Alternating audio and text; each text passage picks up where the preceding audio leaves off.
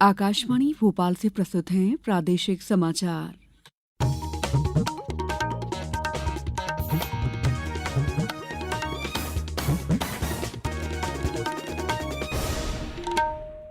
नमस्कार, समाचारों के साथ मैं दीपा सिंह।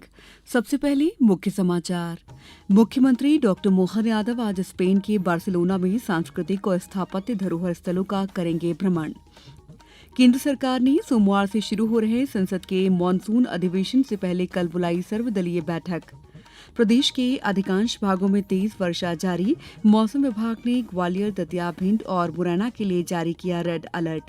और नर्मदापुरम जिले का 10 दिवसीय प्रसिद्ध नागद्वारी मेला पचमढ़ी में आज से शुरू। अब समाचार विस्तार से। मुख्यमंत्री डॉक्टर मोहन यादव स्पेन प्रवास के चौथे और अंतिम दिन आज बार्सिलोना के सांस्कृतिक और स्थापत्य धरोहर स्थलों का भ्रमण करेंगे। मुख्यमंत्री प्रसिद्ध पार्क साग्रादा फैमिलिया चर्च और बार्सिलोना के विश्व प्रसिद्ध पिकासो संग्रहालय का भ्रमण करेंगे। भ्रमण न केवल सांस्कृतिक समृद्धि में अनुभव होगा, बल्कि मध्यप्रदेश में रचनात्मक उद्योगों और कला से जुड़े क्षेत्रों में संभावनाओं की खोज की दृष्टि से भी महत्वपूर्ण रहेगा। मुख्यमंत्री डॉक्टर यादव आज ही बार्सिलोना से दिल्ली के लिए रवाना होंगे। इसके पहले कल मध्यप्रदेश सरकार और वैश्विक टेक्नोलॉजी कंपनी सबमर टेक्नोलॉजीज एसएल के बीच डिजिटल और तकनीकी क्षेत्र में एक महत्वपूर्ण रणनीतिक समझौता हुआ। मुख्यमंत्री ने बार्सिलोना में विश्व के अग्रणी कंपनियों के शीर्ष पदाधिकारियों से 1-to-1 मुलाकात कर प्रदेश में निवेश, तकनीकी सहयोग और रोजगार के नए अवसरों को लेकर विस्तृत चर्चा की। मुख्यमंत्री ने प्रवासी भारतीय समुदाय से संवाद में कहा कि मध्य प्रदेश कई क्षेत्रों में आगे बढ़ रहा है। आज की स्थिति में 2600 रुपए क्विंटल गेहूं खरीद रहे हैं हम अपने किसानों के लिए। ये 20 साल में 2000 रुपए क्विंटल का हमने बढ़ावा दिया और आज भारत के अंदर सबसे ज्यादा फसल उत्पादन करने में पंजाब के बराबरी में अगर कोई काम कर रहा है कोई राज्य तो मध्य प्रदेश से मुझे इस बात की प्रसन्नता है। इतनी तेजी से हमने न केवल फसल के सेक्टर, सभी सेक्टर में समान रूप से आगे बढ़े।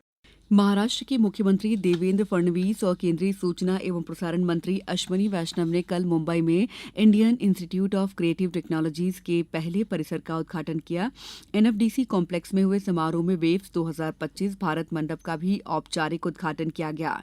इस अवसर पर विश्व दृश्य श्रव्य और मनोरंजन शिखर सम्मेलन वेव्स 2025 के पहले आयोजन की परिणाम रिपोर्ट भी जारी की गई। इस मौके पर केंद्रीय सूचना एवं प्रसारण सचिव संजय जाजू भी उपस्थित थे। इस कार्यक्रम में केंद्रीय मंत्री श्री वैष्णव ने कहा कि प्रधानमंत्री श्री मोदी का सपना रचनात्मक तकनीक के क्षेत्र में आईआईटी और आईआईएम के स्तर का एक संस्थान स्थापित करना था और आईआईसीटी की स्थापना इस दिशा में एक ऐतिहासिक निर्णय है। टेक्नोलॉजी आज के क्रिएटिव वर्ल्ड में जिस तरह से एक इंटीग्रल पार्ट बन चुकी है, उसमें बहुत जरूरी है कि हमारे क्रिएटिव इकोनॉमी में काम करने वाले जितने भी लोग हैं और जो इससे जुड़ना चाहते हैं, उन सबको हम नए स्किल्स दें और दुनिया में जो बेस्ट हो रहा है उसको हम अपने यहाँ पर लेके आए और यहाँ से नए इंक्यूबेशन, नए आइडियाज, नई टेक्नोलॉजीज भी भारत से बने। उसी भावना के साथ, उसी उद्देश्य के साथ आईआईसीटी की कल्पना की गई। सरकार ने सोमवार से शुरू हो रहे संसद के मानसून अधिवेशन से पहले कल सर्वदलीय बैठक बुलाई है। बैठक के दौरान सरकार संसद के दोनों सदनों के सुगम कामकाज सुनिश्चित करने के लिए सभी राजनीतिक दलों से सहयोग मांगेगी। मानसून अधिवेशन 21 जुलाई से 21 अगस्त तक चलेगा। इस दौरान कई महत्वपूर्ण विधेयकों पर चर्चा और पारित कराए जाने की उम्मीद है। खेल और युवा कल्याण मंत्री विश्वास कैलाश सारंग ने कहा है कि खेल प्रतिभाओं को अवसर देने के लिए प्रत्येक दिन टैलेंट सर्च के संकल्प के साथ कार्य किया जाए, जिससे प्रदेश के लगभग 9 करोड़ जनसंख्या में से कम 50 लाख युवाओं की खेल प्रतिभा को चिन्हित कर उन्हें प्रोत्साहित किया जा सके। श्री सारंग कल भोपाल में आयोजित जिला खेल और युवा कल्याण अधिकारियों तथा युवा समन्वयकों की कार्यशाला को संबोधित कर रहे थे। समाचारों में वक्त है ब्रेक का। ये समाचार आप आकाशवाणी मध्य प्रदेश से सुन रहे हैं। ये समाचार बुलेटिन YouTube पर Madhya Pradesh news all India radio channel पर और Facebook साथ ही X प्लेटफॉर्म पर AIR न्यूज भोपाल पर सुने जा सकते हैं। इसके अलावा आप हमारी वेबसाइट newsonair.gov.in पर अथवा न्यूज ऑन AIR ऐप पर भी समाचार सुन सकते हैं। ब्रेक के बाद समाचारों में आपका एक बार फिर स्वागत है। धार जिला मुख्यालय पर कल तंबाकू मुक्त शिक्षक तंबाकू मुक्त समाज को लेकर जिला स्तरीय कार्यशाला और उपलब्धि प्रमाण पत्र वितरण समारोह का आयोजन किया गया। स्वास्थ्य और शिक्षा विभाग, सामाजिक संस्था हिलिस मुंबई और हार्वर्ड बोस्टन यूएसए द्वारा तंबाकू मुक्त शैक्षणिक संस्थान बनाने को लेकर जिले के 130 स्कूलों में 2 साल से चलाए जा रहे अभियान को लेकर कार्यशाला का आयोजन किया गया। इनमें स्कूलों के प्राचार्य और शिक्षक के साथ स्वास्थ्य संस्थाओं के सदस्यों ने हिस्सा लिया। कार्यशाला को लेकर नोडल अधिकारी राष्ट्रीय तंबाकू नियंत्रण कार्यक्रम धार के डॉक्टर संजय भंडारी ने जानकारी दी। इस कार्यक्रम के माध्यम से शिक्षण संस्थाओं को तंबाकू मुक्त किया जा रहा है। सेमिनेशन कार्यक्रम यहाँ पे था, जहाँ पे 130 विद्यालयों को तंबाकू मुक्त शैक्षणिक संस्थान के रूप में प्रदर्शित किया गया है और इनका जो टैग लाइन था संस्था का, तंबाकू मुक्त शिक्षक, तंबाकू मुक्त समाज, ये बहुत ही अच्छी तरीके से उभर के आया और हम कहीं न कहीं समाज को तंबाकू मुक्त करते जा रहे हैं। प्रदेश के अधिकांश भागों में तेज वर्षा जारी है। छतरपुर और टीकमगढ़ जिलों के कई गांवों में बाढ़ जैसे हालात हैं। छतरपुर जिले में एक दिन में 12 इंच बारिश दर्ज की गई। जिले के कई बांधों से पानी छोड़ा जा रहा है, जिसके बाद गांवों में बाढ़ की चेतावनी जारी की गई है। इसी बीच मौसम विभाग ने 4 जिलों ग्वालियर, दतिया, भिंड और मुरैना में अत्यधिक भारी वर्षा का रेड अलर्ट जारी किया है।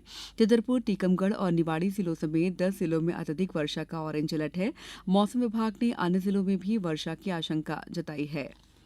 इसी बीच शिवपुरी जिले में लगातार बारिश का क्रम जारी है। पिछले 24 घंटे से जिले में जोरदार बारिश है। इसके कारण सिंध नदी में पानी बढ़ने के बाद ये उफान पर आ गई, जिसके बाद अटल सागर मढ़ीखेड़ा बांध के 6 गेट खोल दिए गए हैं। जिले में आज सभी स्कूलों में अवकाश घोषित कर दिया गया है।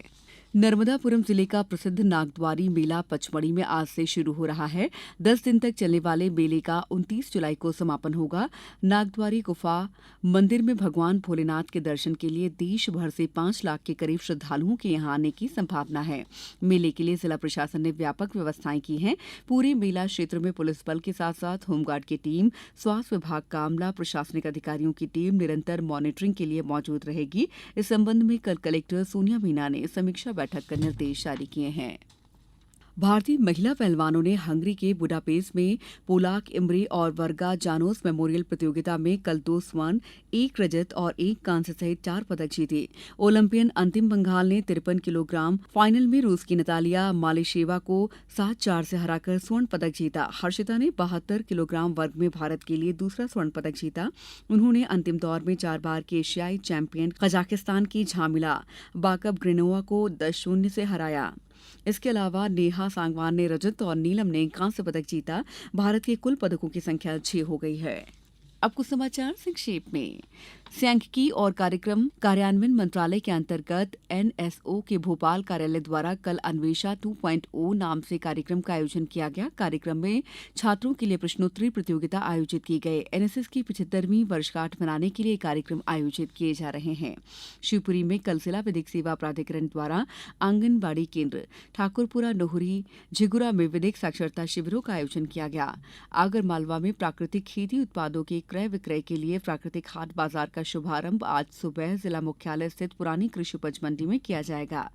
संभागायुक्त की ओर से आदिवासियों की जमीन पर सोलर प्लांट लगाने के संबंध में शिकायत पर कार्रवाई के निर्देश प्राप्त होने के बाद खंडवा कलेक्टर ऋषभ गुप्ता ने जांच दल गठित किया है।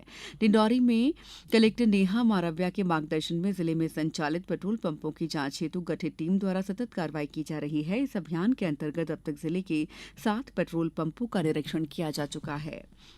मंडला कलेक्टर सुमेश मिश्रा ने कल जिला चिकित्सालय में ऑडियोमेट्री मशीन का शुभारंभ किया। इस बुलेटिन में इतना ही। अगला बुलेटिन दोपहर 2:10 पर। नमस्कार।